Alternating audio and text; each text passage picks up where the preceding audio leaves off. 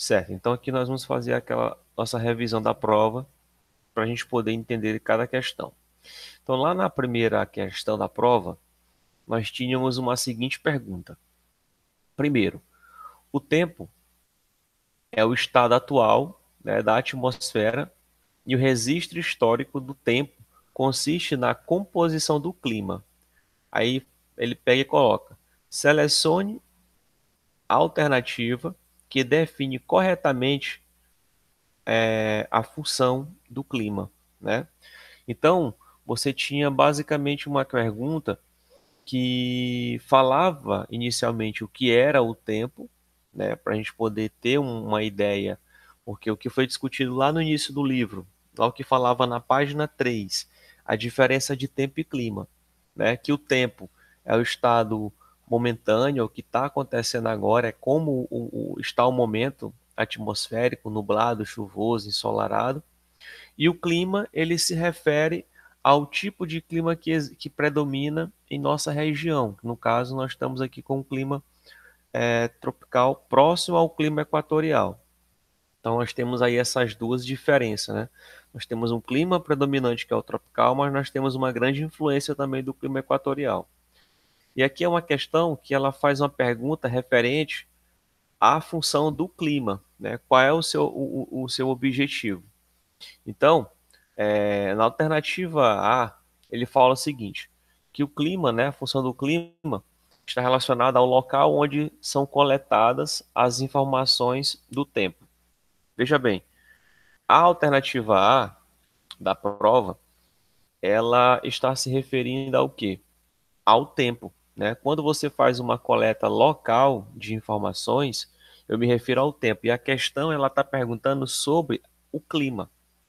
como, como funciona o clima, né? Quais as funções do clima. Então essa questão ela não é que ela está errada, mas ela não condiz com a pergunta. Então ela não é a pergunta correta para essa questão. A letra B ela fala o seguinte: clima, né, semelhante, ele fala, clima semelhante ao de regiões onde seu bioma foi estudado por um período de 30 anos, né? Então veja bem, é, a questão, letra B, ela fala que o clima é semelhante ao da região onde seu bioma foi estudado. Pois é, não é que é de certa forma semelhante, né? Vamos colocar assim. E o clima, ele não é relacionado só àquele bioma, porque dentro de um mesmo clima você pode encontrar dois tipos ou até três tipos de biomas. O tropical, por exemplo, você encontra o cerrado, você encontra a Mata Atlântica e você encontra também até a Caatinga, no caso do Brasil. Então, o clima ele não é semelhante à região onde se tem aquele determinado bioma. Já no finalzinho da letra B, ele fala que foi feito um estudo no período de 30 anos. Isso aqui estaria correto. Se não tivesse esse início, onde fala que o clima é semelhante à região onde seu bioma, né, ela estaria correto, porque a cada 30 anos é feito um estudo para ver se o clima não sofreu alterações, tá? Vocês têm que sempre que lembrar que o clima ele é um tipo de, vamos colocar assim, que ele é estudado a cada 30 mil anos, enquanto o tempo ele é praticamente acompanhado todos os dias, né? Então o tempo nós acompanhamos todos os dias, é uma previsão do tempo. Já o clima não, a gente faz um estudo a cada 30 anos, né, para se ter uma ideia se houve alterações, se houve aumento ou diminuição de temperatura, essas coisas, né, para a gente poder ter um diagnóstico. Por exemplo, aquecimento global. A cada 30 anos a gente tem um diagnóstico para saber se houve um aquecimento ou um esfriamento da Terra, né, por conta disso. A letra C, aí tem assim, ó, estudo das relações entre fatores bióticos e abióticos de um determinado local. Veja bem, quando a gente estuda as relações entre os fatores bióticos e abióticos, isso não está relacionado diretamente ao clima. Isso está relacionado a uma área da geografia e da biologia que a gente estuda a questão da biodiversidade. Por quê? Primeira coisa, o que é fatores bióticos, né? E fatores abióticos. A gente tem que entender isso daí. Os fatores bióticos significa tudo aquilo que tem vida, né? Por exemplo, os seres vivos, os vegetais, os animais. Então, são fatores bióticos. Os fatores abióticos são aqueles fatores que não têm vida, são os elementos físicos. Por exemplo, a água, o vento, a terra, é, enfim, todos aqueles elementos que você percebe que ele não tem vida em si, ele é uma matéria física, diferente dos seres bióticos, que são seres que têm vida, tá? Então isso não está relacionado ao estudo do clima, e sim o estudo da biodiversidade, o estudo da geografia com a biologia, que nós chamamos de biogeografia, que estuda a relação da natureza com o homem. Aí sim entra esses dois fatores. Então, ela também está errada em relação à primeira pergunta, tá? Aí a letra D da primeira questão fala assim, que o clima que foi estudado por meio de pesquisas meteorológicas em universidades com só aqui, ó, em universidades com o objetivo de analisar a interação do meio ambiente e o campo de produção. Veja bem, quando a gente faz uma análise, é só vocês imaginarem, ó. Veja só, sempre tem uma alternativa que é aquela mais difícil, mas se você for analisar essa questão aqui, é só você lembrar de uma coisa. Quando você estuda o clima, você não vai associar o clima praticamente a quase nada assim próximo, né? Por exemplo, quando eu falo que eu vou associar, analisar a interação do meio ambiente e o campo de produção, isso não tem muito a ver com o clima, tá? Nessa questão. Por quê? Porque quando eu vou associar o meio ambiente e o campo de produção em relação às questões climáticas, tem mais a ver com a questão do tempo. Por exemplo, o tempo determina, né, a organização de uma empresa, a organização de uma indústria, principalmente a organização da agricultura. Dependendo de como o tempo vai se organizar, de como ele vai se apresentar, o agricultor ele tem que se preparar para essas mudanças. Por exemplo, no sul do Brasil tem um agricultor lá que está produzindo morango. Aí ele olha a previsão do tempo, né, e percebe que vai ter um dia de geada. Significa que vai congelar de uma forma que vai criar uma camada de gelo por cima da plantação de morango. E aquela pequena camada de gelo, se ela entrar em contato com o morango, ela queima o morango. Então, o que que o agricultor faz? Como ele já tem a previsão de que naquele período vai acontecer isso, ou amanhã ou depois de amanhã, ele já se prepara. Antes de acontecer, ele já tem a previsão em mão, ele já joga um produto por cima do morango que vai tipo uma proteção, que quando criar a camada de gelo, aquela camada de gelo não vai queimar o morango, porque ele já fez o trabalho de proteção do morango. Então, a previsão do tempo, no caso da meteorologia, sim, ela ajuda a pessoa a analisar a interação do meio ambiente com o campo de produção. Então, isso aqui tem a ver com o quê? Com a análise do tempo. E a questão está querendo saber sobre qual a função correta do clima, né? E aí ela também não condiz. E a última questão, que é a letra E, que é a questão correta, ela diz assim: em relação ao clima, é o conjunto das variações que caracterizam as condições climáticas. Aí ele pega de uma região, né? Aí ele dá exemplo. Aí ele coloca, ó, estudas os fatores climáticos, né? Então, vocês lembram que no livro de vocês, quando a gente estudou sobre elementos do clima e fatores do clima, né? Eu pedi até para vocês anotarem, olha, sobre os fatores do clima, quem é o responsável e qual a área que estuda os fatores do clima. Aí eu falei, a área de estudo é o clima, a climatologia, né? E quem estuda é o climatólogo, que é o cara que vai fazer a pesquisa sobre, né, a questão do clima a cada 30 anos, que acompanha essas mudanças aí a nível mundial. Então, basicamente, a letra E, quando ele dá o exemplo, né, que estuda o, o, os fatores climáticos, aí você já praticamente mata a questão, né? Que no caso a primeira questão que falava novamente lá, o tempo é o estado atual da atmosfera e o registro histórico do tempo consiste na composição do clima. Aí ele pergunta: selecione a alternativa que define corretamente, né, a função do clima, tá? A função do clima. Então, qual é a função do clima? É um conjunto das variações que caracteriza as condições climáticas de uma região. Qual é o clima da região? José, eu estou só fazendo a revisão da prova, tá? Deixa eu fazer o seguinte, para ficar até melhor para vocês. Vamos fazer assim que fica melhor.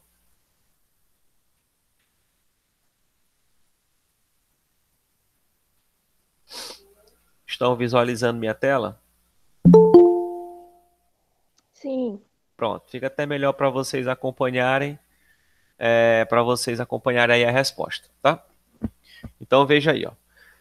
A primeira questão, né, que ela coloca aí, que ela inicia falando sobre o tempo, mas a pergunta ela tá lá no finalzinho, que ele quer saber qual a definição correta do clima, né? E a questão letra E era exatamente a questão correta, né? Porque se você for analisar, por isso que eu digo para vocês, a gente tem que sempre que analisar alternativa por alternativa, tá? A gente tem sempre que ler aquela alternativa. Por exemplo, eu não gosto de fazer prova com pegadinhas ou de simplesmente criar questões erradas. Se você for pegar aqui e analisar cada alternativa, nenhuma delas está incorreta, né, em relação ao estudo da geografia como um todo. Mas só uma delas está correta conforme a pergunta que eu estou fazendo lá em cima. Então eu tenho aqui quatro alternativas que para essa pergunta está errada, mas que para a área de estudo da geografia ela está correta. Ela pertence a alguma área da geografia. Mas aqui a letra E é a única que está correta em relação à pergunta que se está fazendo aqui. A alternativa A, B, C e D, elas fazem parte de outro assunto da geografia, mas elas não estão erradas no assunto da geografia como um todo, tá? Mas para essa questão, a alternativa é a letra E. Então vamos lá para a segunda, tá? A segunda questão, ela é muito fácil, muito simples. Aí eu coloquei aqui, ó, quais os fatores que são considerados para realizar a classificação do clima, né? Então veja bem, ó, quais são os fatores, né, que são considerados para realizar a classificação do clima. Vocês lembram que nós temos aí os fatores climáticos, né, que são os fatores do clima, e nós temos os elementos do clima. Então nós temos duas áreas da climatologia, vamos colocar assim, e da meteorologia, que são muito importantes para o entendimento dessa área que estudamos e os climas em si. Só que aqui ele está perguntando quais são os fatores, né? Vou até marcar aqui, ó. Quais são os fatores que nós utilizamos para classificar o clima? Aí vocês vão ter que lembrar lá do livro. Eu sei que muitos estavam com o livro em mão, né? Que eita, não tem jeito. Então, os principais fatores do clima, o próprio livro de vocês vão colocar. Por exemplo, vamos entender aqui de novo. Quem são os elementos do clima? Nós temos a temperatura, a radiação, a pressão atmosférica e a umidade. Esses são os quatro principais elementos do clima. E os elementos do clima, eles são muito estudados pelos meteorologistas para se fazer uma previsão diária, para se fazer como o tempo vai se comportar hoje, né? Para dizer como o tempo vai se comportar hoje. Já os fatores climáticos, nós temos outras situações. Nós temos a latitude, né? Perfeito, que bom. Nós temos a latitude, que é em relação à linha do Equador. Vocês lembram, quanto mais distante da linha do Equador, né, menor será a pressão, consequentemente, mais frio vai ficando, por conta da diminuição da radiação intensa do Sol. Então vai ficando mais frio, né? E consequentemente, vamos ter mudança nos tipos de, vamos ter mudança nas questões climáticas. Aí a altitude, quanto mais alto, mais rarefeito fica o ar, significa que a atmosfera vai ser menor, menos gases para esquentar, porque os gases na atmosfera, quando a radiação solar entra em contato, os gases eles também esquentam, porque eles absorvem calor. Então ele é responsável por aumentar também a temperatura. Por isso que dizem, quanto mais úmido estiver o tempo, provavelmente o calor poderá aumentar. Umidade não significa que nós vamos ter frio. Quanto mais úmido o tempo estiver, pode ter certeza que a temperatura está mais elevada. Quanto mais a temperatura se eleva, mais a umidade aumenta dependendo da região, se ela tiver muita água, tá? E com mais umidade, com mais partículas de água na atmosfera, maior será a temperatura. Por isso que a Amazônia, a região norte do Brasil, ela apresenta uma temperatura muito grande. Mesmo a gente num período de chuva, por exemplo, num período que é mais, que as temperaturas são mais baixas, mesmo assim lá a temperatura acaba chegando a 40 graus. Né? Mas por quê? Porque além de estar na região do clima equatorial, que já é quente por natureza, tem uma umidade muito grande. E a umidade absorve mais ainda a temperatura em relação à radiação solar. Então aumenta mais ainda a temperatura daquele local. Por isso que é uma região intensamente quente, tá? E em relação à segunda questão, ele só pediu para a gente poder fazer a classificação do clima. Aí tem latitude, altitude, correntes marítimas, né, que são também muito importantes para o entendimento do clima, as massas de ar, a maritimidade, a continentalidade. Né? Esses são os principais fatores do clima, né, que o climatologista estuda a cada 30 anos, ele faz uma avaliação geral desses fatores, né, para estar determinando como está como os climas estão se comportando pelo mundo. Porque quais são os principais climas que nós temos? Equatorial, a partir da linha do Equador, aí você vai caminhando para as regiões polares. Equatorial, tropical, aí nós temos uma linha intermediária chamada de subtropical, aí nós temos os climas temperados e depois os climas polares. Então, os principais: equatorial, tropical, temperado e polar. Entre o clima equatorial, entre o clima tropical e o clima temperado, nós temos um climazinho pequenininho chamado de subtropical. É apenas uma área de transição entre o clima temperado e o clima tropical, tá? Mas os quatro principais climas mundiais são esses: equatorial, tropical, temperado e polar, tá bom? Então, você pega e analisa aqui a questão, ó. Latitude e altitude. Claro que essa aqui já é a correta, né? Porque são um dos, de todos os fatores que existem, esses dois já estão corretos.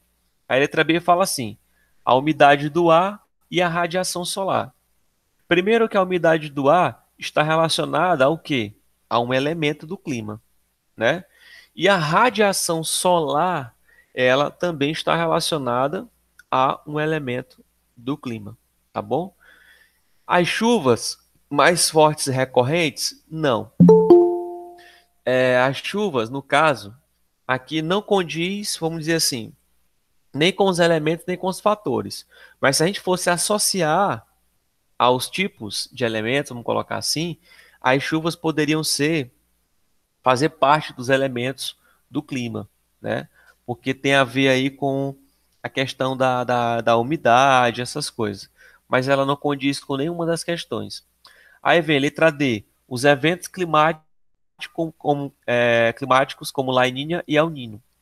Também não tem a ver assim com o que se está perguntando aqui. Apesar que o efeito da La Niña e do El Niño, que ele tem a ver com o aquecimento do Oceano Pacífico, né? O El Niño, ele basicamente esquenta ele praticamente esfria, vamos colocar assim, o Oceano Pacífico.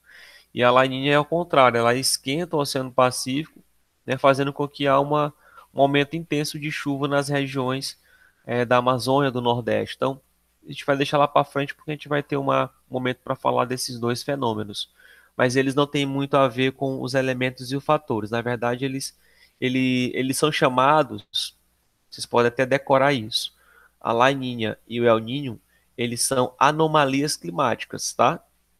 eles são considerados fenômenos do clima que acontecem em um determinado local do globo, que é no Oceano Pacífico, aqui na costa do Chile, e que ele é responsável por alterar praticamente quase todo o clima do mundo, tá? Então ele promove aí alterações grandiosas, lugares que chove demais, lugares que sofrem com secas, lugares que vai ter ventos fortíssimos, né, e assim por diante. Então são dois chamados de duas anomalias climáticas, tá?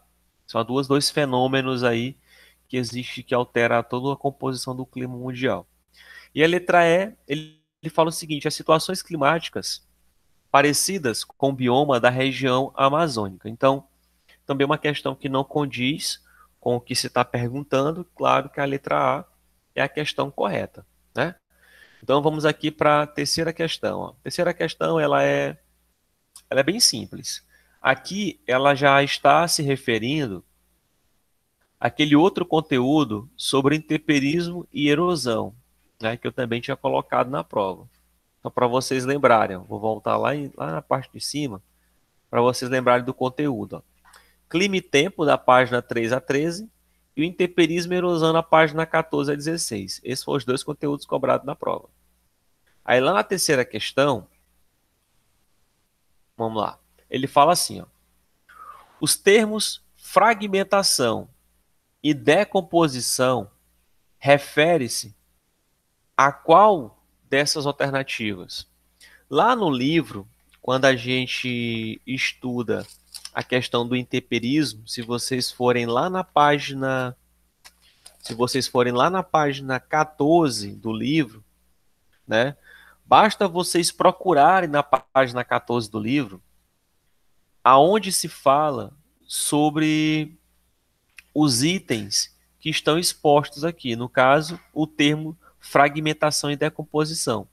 Basta vocês pesquisarem lá na página 14 sobre fragmentação e decomposição. Aonde é que esses dois termos estão sendo comentados aqui na página 14. Aí se você olhar, ó, a fragmentação, lá na página 14, ela fala sobre onde está falando sobre solidificação da água, tá? Quando eu falo sobre solidificação da água, eu estou me referindo ao famoso intemperismo físico, tá? E o que é o intemperismo físico? É justamente a reação da água. Ela pode congelar, ela pode ficar em estado líquido, dependendo da temperatura daquele momento. E nesse processo de esfriamento, né, que congela a água, ou de esquentamento, que faz com que ela volte ao estado líquido, ela promove o intemperismo físico. E o que é o intemperismo físico? Né? Aí vocês vão lembrar que é o processo de fragmentação de uma determinada rocha. E essa fragmentação ela acontece de que forma? Por exemplo, a água, quando ela, é um exemplo mais colocado, quando ela congela, primeiro ela entra em pequenas aberturas na rocha, né? E essa água ela congela lá dentro. Quando chega o período que esquenta, essa água vai derretendo e ela vai começando a procurar seu caminho. E nessa procura do seu caminho, o que ocorre? Ela vai basicamente fragmentando a rocha. Ela vai partindo ela. E é por isso que é chamado de fragmentação, nós chamamos de intemperismo físico. Outra situação bem comum é na nossa região, que é uma região bem seca, que acontece com o aumento e a diminuição da temperatura durante o dia. Por exemplo, nós sabemos que quase tudo se dilata com altas temperaturas, né? Então, na nossa região, o que ocorre? Quando durante o dia a temperatura está bem elevada, então é comum as rochas entrarem em expansão, elas começarem a se expandir. E durante a noite, com o esfriamento, elas vão tentando, ou melhor, elas vão retroceder, elas vão se compactar novamente. Né? Elas vão voltar, né, ao seu tamanho normal. Só que acontece? Quando uma rocha vai se expandindo por conta da temperatura, e quando há diminuição da temperatura, que ela retorna ao seu tamanho normal, nós sabemos que muitos pedaços dessas rochas não estão mais, tipo, não vão conseguir mais se unificar como eram. Então, o que é que vai acontecer? Aqueles pequenos pedaços de rocha que não vão conseguir mais se encaixar antes, como eles eram antes, elas vão se fragmentar, tipo, elas vão partir, elas vão praticamente cair, tá? E é o que acontece na nossa região com, por exemplo, a Pedra Grande. A Pedra Grande ela sofre esse tipo de intemperismo, que é chamado de intemperismo químico. Eu desculpa, intemperismo físico, tá? Aí, a decomposição. Aí você vai no livro lá e procura, né, a questão da decomposição. Aí vocês vão perceber que aonde é que fala sobre decomposição lá na página 14? Fala assim, alteração química do solo. Então, quando há o intemperismo químico, a rocha ela entra em decomposição. O exemplo mais comum é a lama, por exemplo. A lama. Quando começa a chover, por exemplo, aí você começa a perceber que aquela encosta, ela começa a dissolver. E o dissolver é aquela lama que vai descendo. Ali é chamado de intemperismo químico, né? A água fazendo o trabalho de, de derretimento daquela rocha, vamos colocar assim. Então ela vai se decompondo, né? Então é chamado de intemperismo químico. Então, qual a alternativa correta aqui dessa questão, já que ela está falando sobre o intemperismo físico e o intemperismo químico, né? Vocês vão perceber que a letra A fala do biológico, então não é. A letra B fala fatores naturais e antrópicos, também não. Apesar que os antrópicos também faz parte de um tipo de intemperismo, chamado de intemperismo antrópico, que é a ação do homem sobre a natureza. A erosão e sedimentação, também não.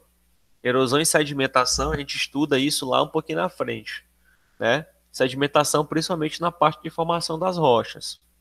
Aí tem temperismo físico e químico, que é a letra E. Então a resposta correta é a letra E. Então vocês perceberam como é feito o análise da questão? Né? Como é feito a análise? Como eu montei a questão? Então vocês percebem que eu apenas retirei do livro de vocês sobre termos de fragmentação e decomposição. Então, com o conhecimento sobre intemperismo, você já percebe que quando eu falo sobre fragmentação, eu me refiro ao intemperismo físico, porque o intemperismo físico ele é responsável por fragmentar as rochas, criando fendas, criando aberturas, rachaduras nas rochas. E a decomposição, ela é muito falada quando a gente coloca o intemperismo químico, né? Que o intemperismo químico é responsável pela decomposição da rocha. Então, automaticamente aqui eu estou falando sobre intemperismo físico e químico. E lembrando que o intemperismo biológico, que é promovido por meio das raízes, por exemplo, ele ajuda, ele contribui, vamos colocar assim, para o avanço do intemperismo físico e químico, tá? Então, o intemperismo biológico, ele sempre vai ser assim o menos cobrado, porque o efeito dele não é comparado ao efeito do intemperismo físico e do intemperismo químico. O biológico, ele serve como ele contribui, apesar que ele também é muito importante, mas ele contribui para o efeito do intemperismo físico e do intemperismo químico, tá bom? Aí, ó, a quarta questão. A quarta questão, ela fala assim, ó, entre as diversas consequências, olha só, preste bem atenção, entre as diversas consequências ocasionadas pela erosão, destaca-se o assoreamento de recursos hídricos. Dentre as alternativas a seguir, qual está correta em relação ao assoreamento? Primeira coisa, qual tipo de assoreamento que a questão está tratando aqui? Qual assoreamento que a questão está falando aqui?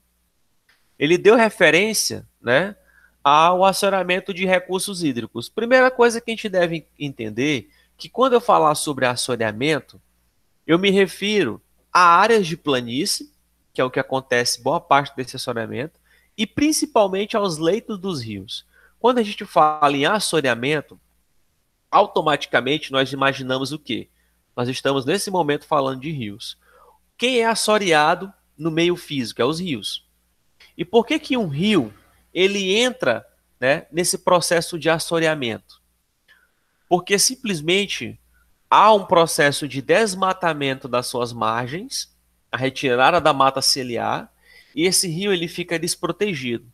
Então, com as chuvas e a própria erosão fluvial, que é a erosão pela movimentação das águas do rio, porque o rio não está parado, ele está em constante processo de movimentação.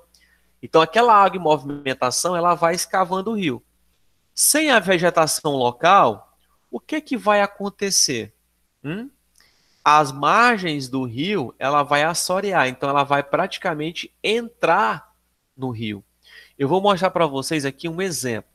Deixa eu abrir bem aqui o pente aqui. Tá. Eu só vou riscar aqui. Vou mostrar para vocês aqui uma coisa. Isso aqui é basicamente um, um leito de um rio, né? Aí você tem aqui um leito de um rio normal, você tem o nível máximo da água, enfim. E claro, com mouse é muito ruim desenhar, mas dá para se ter uma ideia. Aqui nessa área, eu tenho basicamente a mata ciliar, né? O rio é a mata ciliar, enfim, e o leito dele. Só que vai chegar uma hora que, devido ao fluxo do rio e às chuvas intensas, podemos perceber mudanças no leito desse rio. Que mudança? Se o homem chegar, por exemplo, o homem chega e faz o corte dessa vegetação, essa área que vocês estão vendo, simplesmente ela vai ficar exposta. Exposta ao quê? Ao intemperismo físico, ao intemperismo químico. Então, automaticamente, essa área ela vai sofrer uma ação chamada de erosão.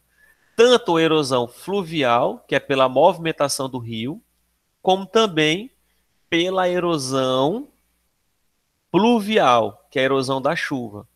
Então, como essa área vai estar desprotegida, olha o que que acontece. O rio, com a sua movimentação, ele começa a escavar essa área, tá? Ele começa a escavar essa outra área aqui. Então, vai chegar uma hora que essas duas áreas, praticamente o solo que existia aqui, o que que vai acontecer? Ele vai desaparecer porque basicamente ela vai ser escavada. Deixa eu só pegar aqui para vocês aqui e apagar isso aqui, para vocês terem uma ideia. Basicamente essas áreas aqui elas vão ser escavadas. O que que vai acontecer aqui? Com o processo de escavação do rio, ele vai aumentando mais ainda o seu leito, ó, escavando. Vai chegar uma hora, sem essa vegetação e com as intensas chuvas, essa barreira, vamos colocar o nome assim, ela vai pegar e vai assorear, ela vai entrar no rio, tá? Essa barreira ela vai basicamente entrar no rio.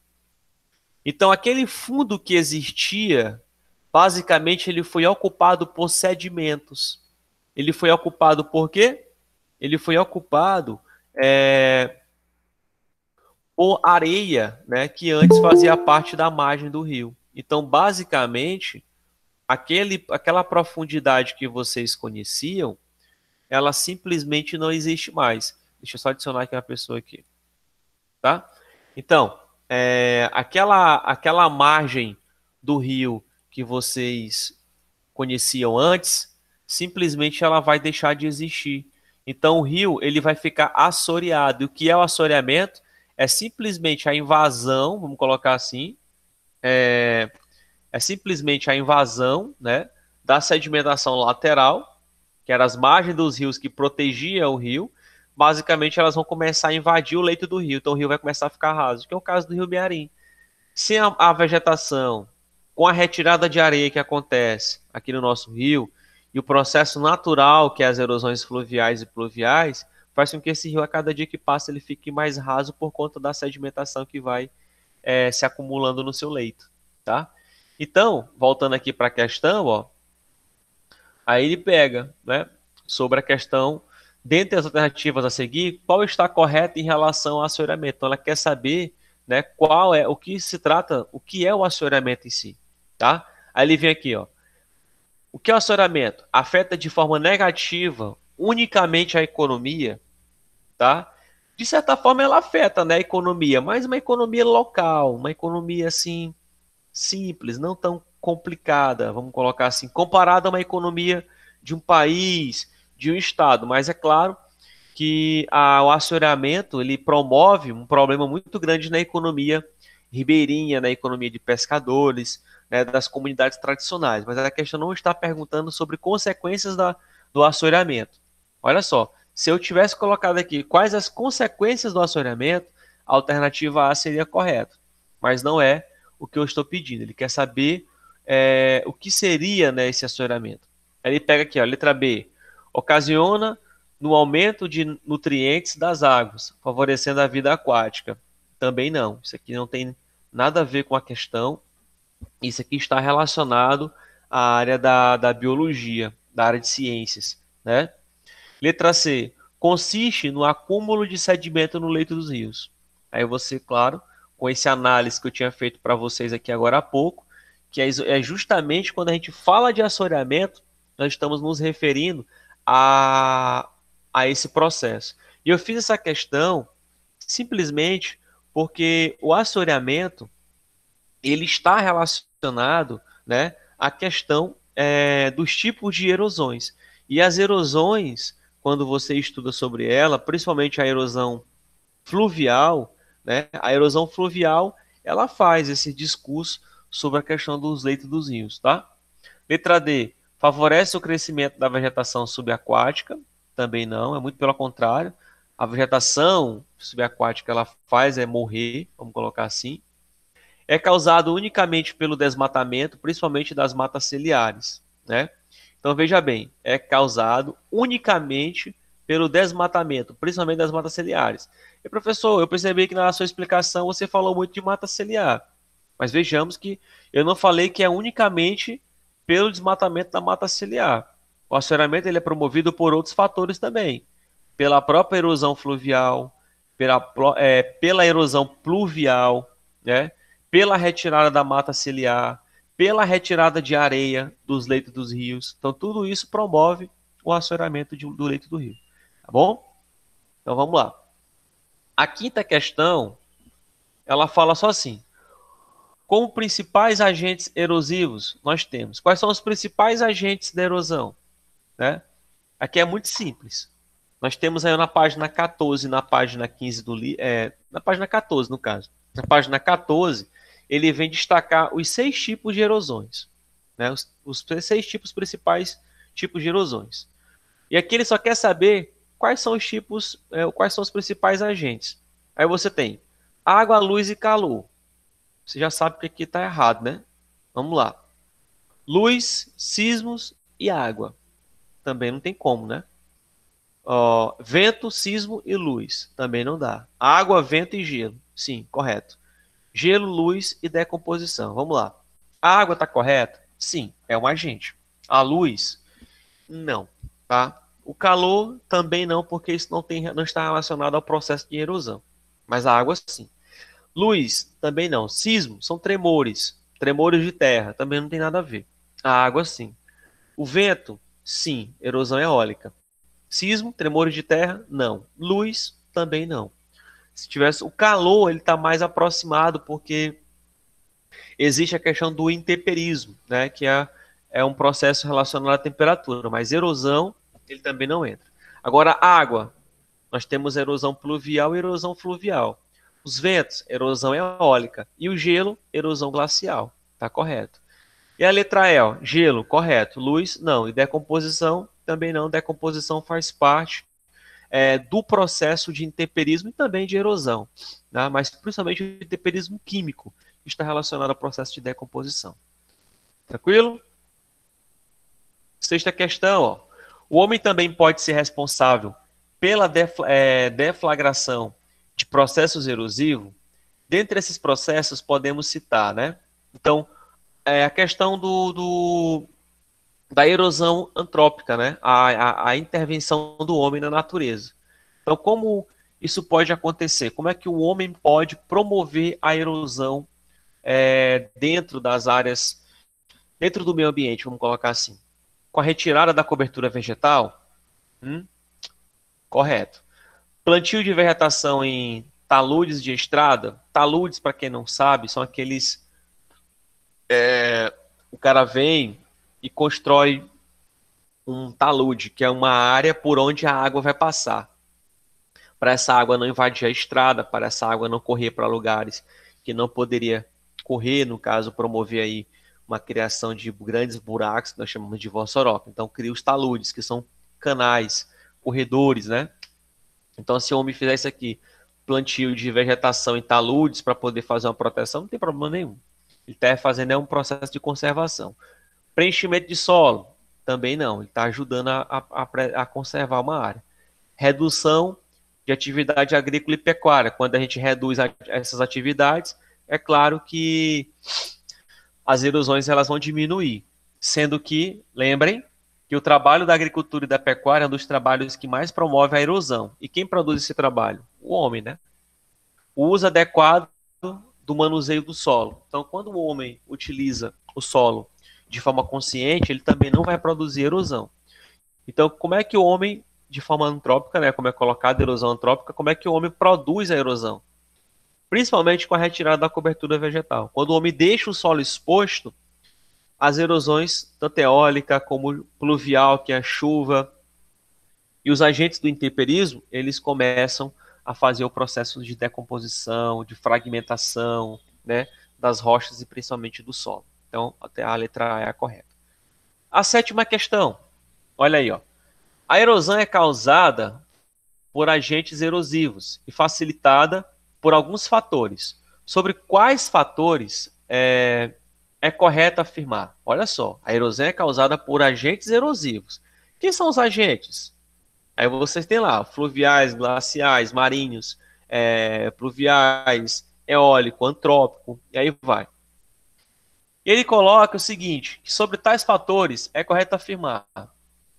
Aí ele bota aqui, ó. A erosão ocorre da mesma forma em diferentes tipos de solo. Será se a erosão ocorre da mesma forma em diferentes tipos de solo? Será se a erosão no solo sedimentar, que é mais arenoso, que é mais argiloso, é do mesmo jeito nos solos cristalizados, em solos que apresentam rochas mais resistentes? Claro que não. Existe uma diferença aí. Ó, até marcar para você ver logo a resposta. Letra B. A declividade é um fator que não influencia na erosão? Pessoal, declividade, quanto um terreno mais inclinado for, consequentemente a erosão vai ser maior se aquele solo tiver exposto, né? Por exemplo, onde é que acontecem os maiores deslizamentos de terra? São em encostas, correto? Letra D. A retirada da cobertura vegetal e a matéria orgânica contribui substancialmente, né, em que? Ele vem aqui, ó, substancialmente na erosão. Exatamente. Um dos principais elementos que determina o aumento da erosão é quando você faz a retirada da vegetação.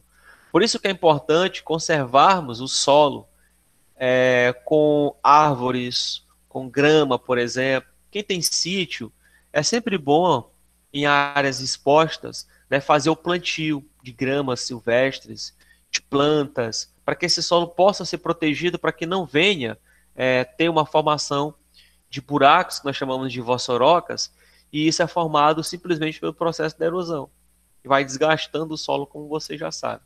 Tá? Letra E. Todas as técnicas agrícolas utilizadas contribuem na erosão do solo. De certa forma, nem todas, porque existem técnicas na agricultura que elas conservam o solo. Vocês podem até pesquisar depois sobre duas técnicas que é utilizada na agricultura para se fazer a conservação do solo para não ter erosão. Vocês podem pesquisar sobre rotatividade, que é rotação de terra, que a gente planta por um período de tempo em um local, depois a gente vai para outro, enquanto aquele local que eu produzia antes, ele fica em repouso, onde eu vou tratando ele para depois eu voltar a produzir nele. Enquanto isso, eu vou conservando o solo. E construção de terraços. Terraços para poder não haver problemas com erosões. Então, existem técnicas agrícolas que, em vez de promover a erosão, ela faz conservar, ela faz evitar a erosão. Então, eu não posso dizer que todas as técnicas agrícolas, né, que são utilizadas que contribuem para a erosão do solo, tá? Então, a letra D aqui é a correta. Então, caminhando aqui para o final, isso aqui é uma questão bem interessante, a questão 8, né? Essa questão 8, eu fiz ela pensando lá na página 16, né? Pensando lá na página 16, que fala sobre os horizontes, né, de solo, tá? E ela fala aqui, ó, analisando a figura em anexo, a qual representa os horizontes do solo, ou seja, né, as diferentes camadas em que o solo é dividido. Qual das alternativas a seguir está correta em relação à camada A? Né? Você olha aqui a camada A, você percebe que a camada A é o horizonte A, o horizonte mais escuro, que é chamado de solo orgânico, que para outros nomes nós temos aí uma grande concentração de humus, ou em relação a quem não quiser falar humus, pode falar estrume, né, como muitos colocam, mas aqui nós estamos falando sobre o solo orgânico, o solo onde se concentra todo o material orgânico, né, que no caso restos de planta, restos de animais, que esses materiais viram praticamente adubos e eles acumulam no primeiro horizonte do solo, que é aquela camada superficial que, se você for em qualquer lugar no interior, por exemplo, é comum a gente observar isso, você olhar uma barreira cortada por um trator, você vai perceber que sempre a primeira camada ela é mais escura. É justamente porque aquela primeira camada ela é onde está acumulado o material orgânico, resto de plantas, e é a camada mais nutritiva, é a camada mais rica, é nela onde as raízes também se concentram, tá? Então, vejamos, o que ele pede aqui, ó. Ele pede o seguinte, em relação ao horizonte, seja a camada em que o solo é dividido. Qual das camadas, qual das alternativas a seguir está correta em relação à camada A? Vamos aqui, ó. Letra A camada mineral constituída pela quantidade reduzida de material orgânico. Então, já está errado, né? Porque a camada A, ela é a camada orgânica, ela não pode ser uma camada reduzida, né? Letra B é a camada mineral pouco ou parcialmente alterada.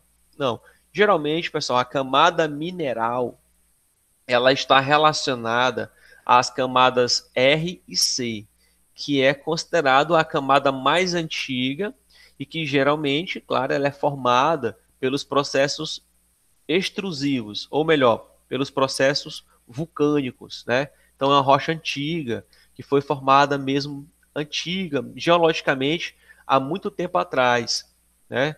Lá pelo período paleozoico, pré-cambriano, enfim, tá?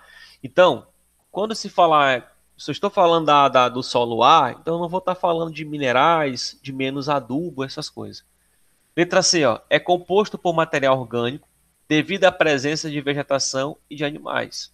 E aí? Vamos partir para a letra D e letra E, né? Mas a letra C está correta.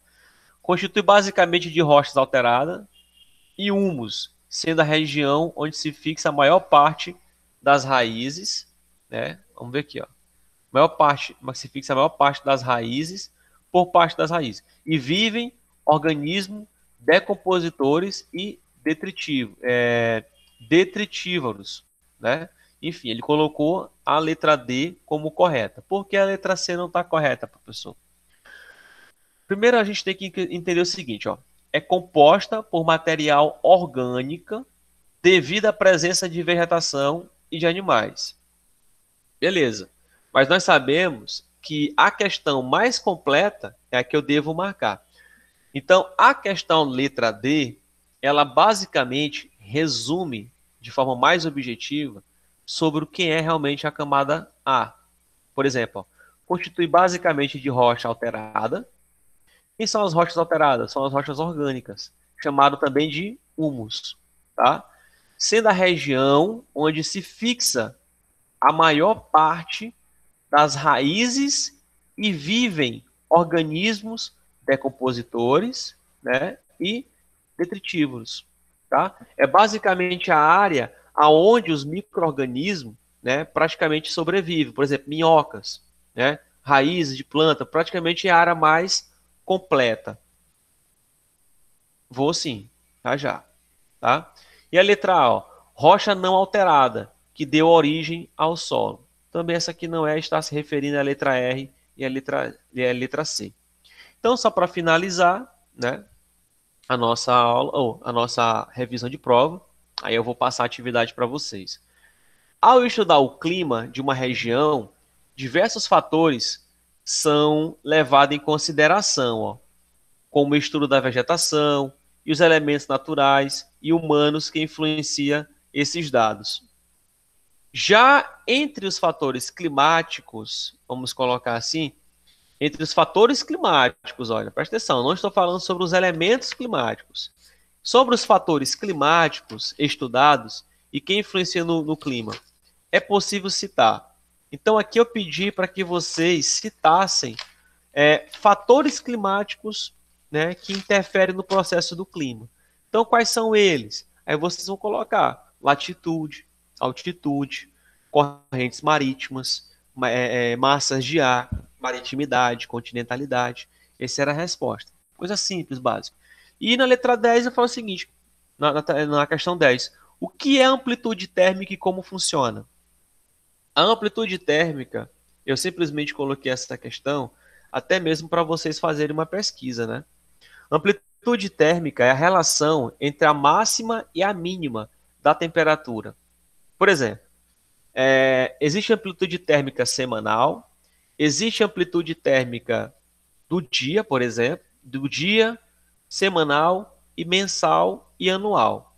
Então, existem 4 tipos de amplitude térmica. Eu posso fazer amplitude térmica do dia, da semana, do mês e do ano.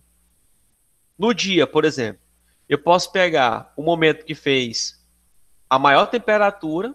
Vamos supor que a maior temperatura, né? Eu vou pegar até a calculadora aqui para facilitar. Ó, é bem simples, ó, para vocês entenderem.